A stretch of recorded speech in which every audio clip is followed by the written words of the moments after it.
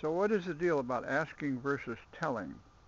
Well, I used the example of a young lady that I made some remark to, which was kind of in good humor, but maybe a little bit uh, improper.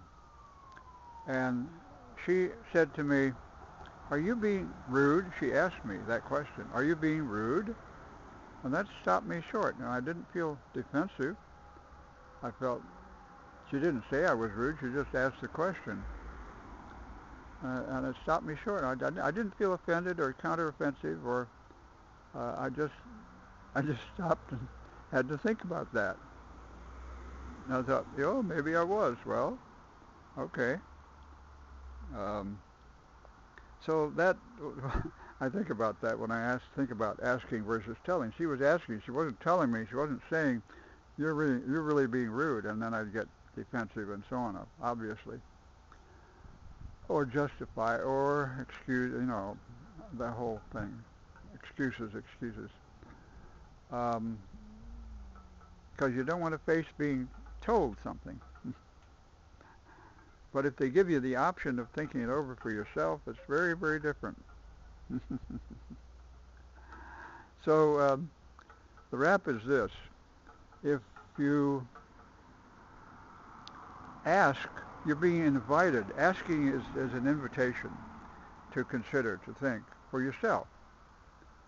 And whereas if somebody's telling you something, they're just laying down the law. They're telling you how it is. They're not considering your opinion or your participation. They're just laying it out there, and accusatorily sometimes, or not very interesting way of getting you to think about something.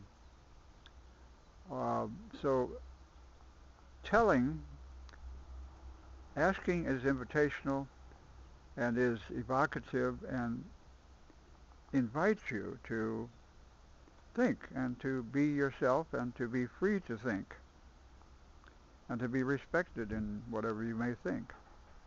Your thinking is not only invited but accepted.